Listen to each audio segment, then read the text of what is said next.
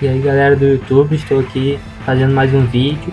Dessa vez eu vou ensinar vocês a atualizarem os drives do seu computador. O de som, talvez de vídeo, qual que tiver com problema aí, ou então todos atualizarem. Primeiro vocês vão ter que baixar esse programa aqui, Slim Drivers, que eu vou estar deixando o link do download na descrição. Gostaria de pedir também que vocês se inscrevessem no meu canal.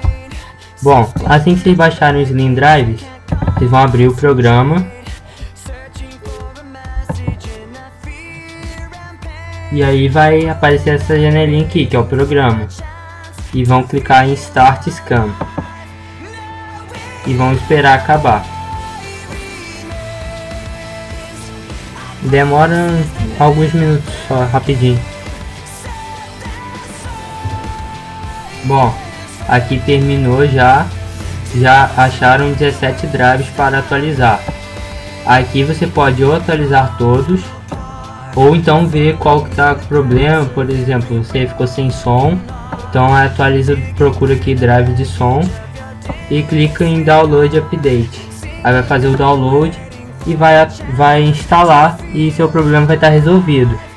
Não só o de som, como todos os drives que aparecerem aqui você pode atualizar.